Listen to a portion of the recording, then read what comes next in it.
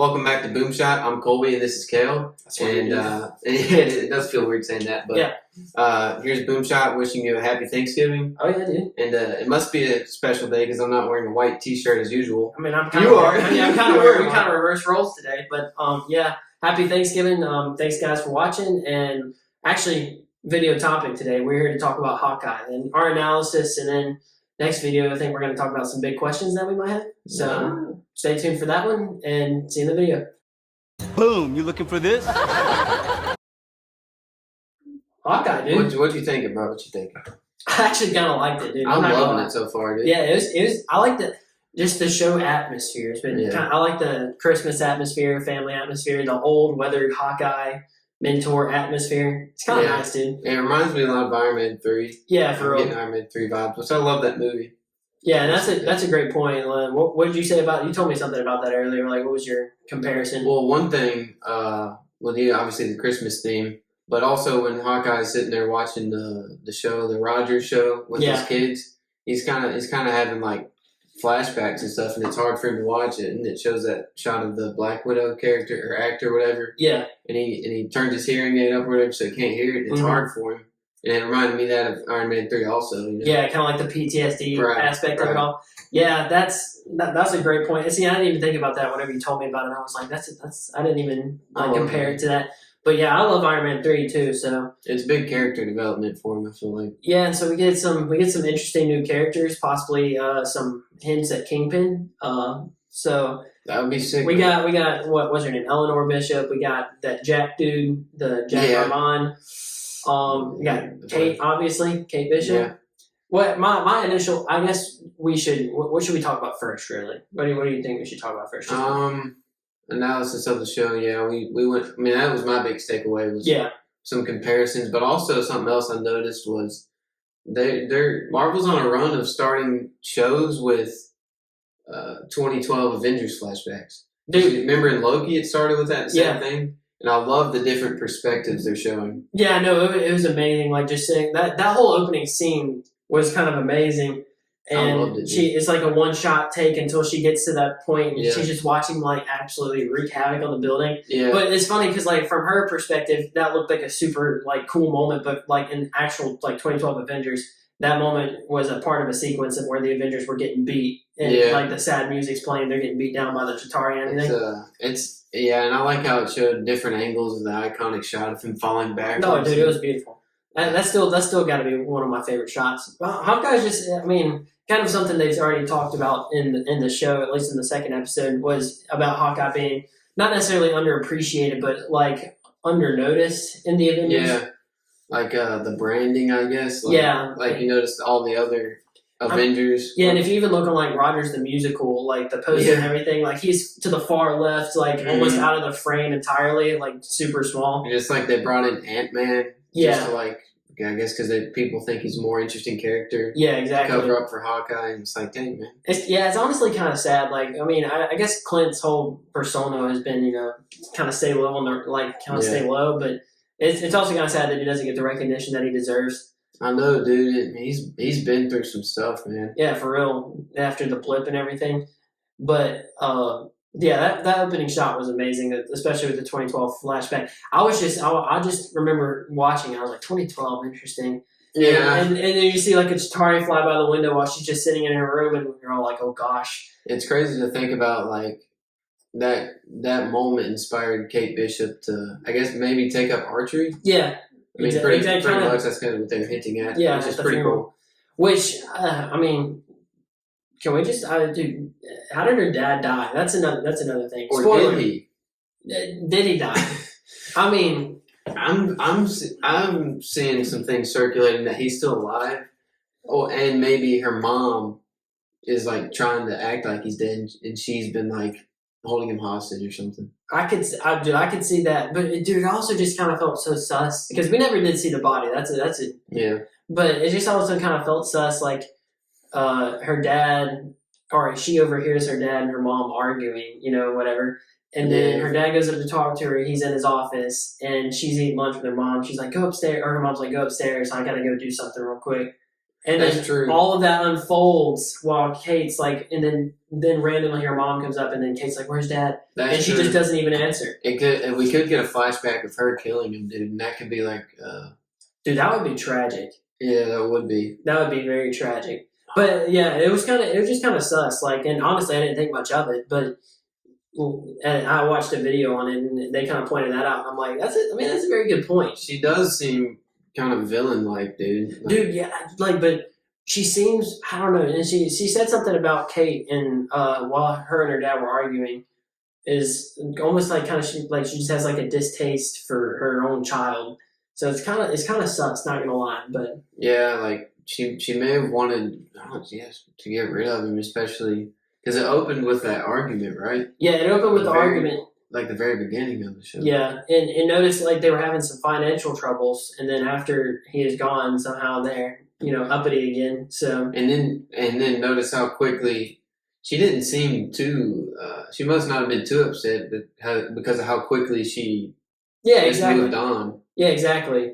It's just it really is kind of sus, and I don't say we were talking about this before, but. I feel like they're trying to implicate, and especially like Jack, her fiance, is like almost kind of like trying to implicate himself.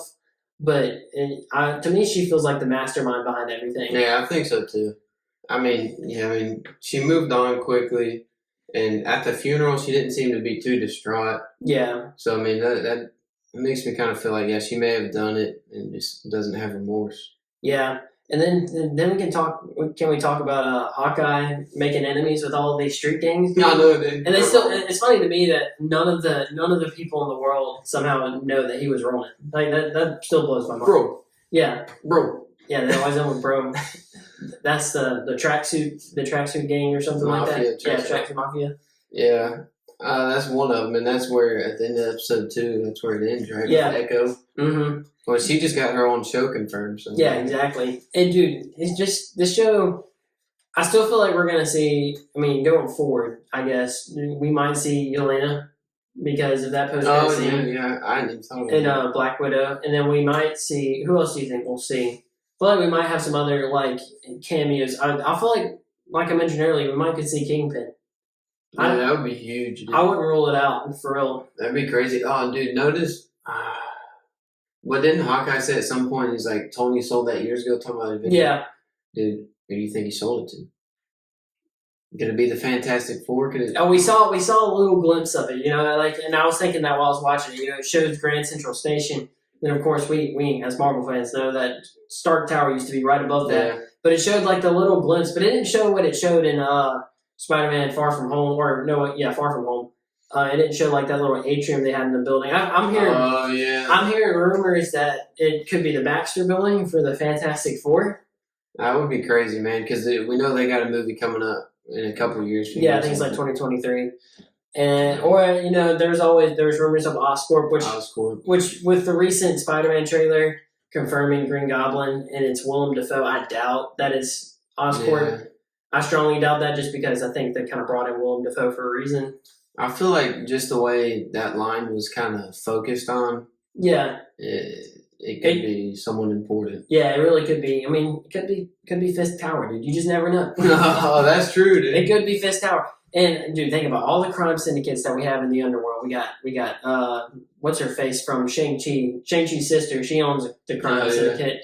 We got the Red Room was taken down. Who else? I just thought about this. Remember in Ant-Man and the Wasp? Yeah. When that dude was like, I have people that are much higher than me. Though. Yeah. Could that have been Kingpin? Could he be working for Kingpin? Dude, you never know. Dude, Kingpin is like obviously the kingpin of all crime syndicates. Like he's who everybody follows through. So I'm wondering. Clearly, I don't think Echo's the one in charge of the Tracksuit Mafia. Like I feel like she answers to somebody. She may be like in charge of them, but she answers to somebody else who's ultimately in charge. So the question is, who's in charge?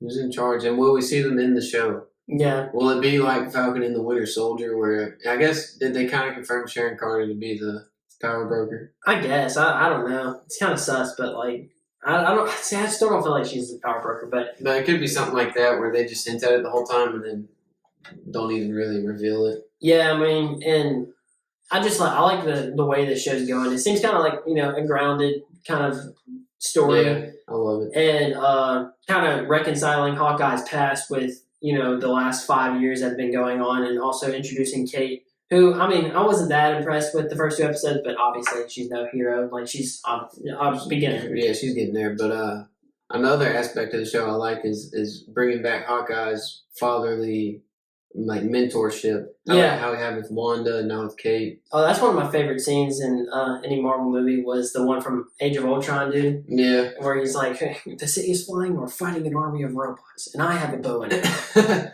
Just kind of, I don't know. Yeah, I like that too, that they're bringing that back. I do like the old weather Hawkeye too. He's got somebody else was pointing this out in another video, but everybody else was superpowered individuals or had like a suit of armor on whenever Thanos attacked the Avengers compound, but he was the only one who didn't. So, he's got like all this hearing damage. Like, he's the only one that's taking real hits from it, because Black Widow doesn't take it. Like, she's not here anymore. So he's the only like non-powered Avenger left. And I thought it was kind of interesting. Dude, I've always had a soft spot for Hawkeye, man. I know, dude. Underappreciated. I really thought he was going to die in Age of Ultron. Oh, I hope he doesn't die in the show, dude. Nah, he ain't going to die. I don't think he will either, but what if they try and pass the mantle and he, like, sacrifice himself like Quicksilver did for him, dude? I hope not, dude. No. He's got to make it back to his kids for Christmas, dude. He's got to. Oh, that would be so...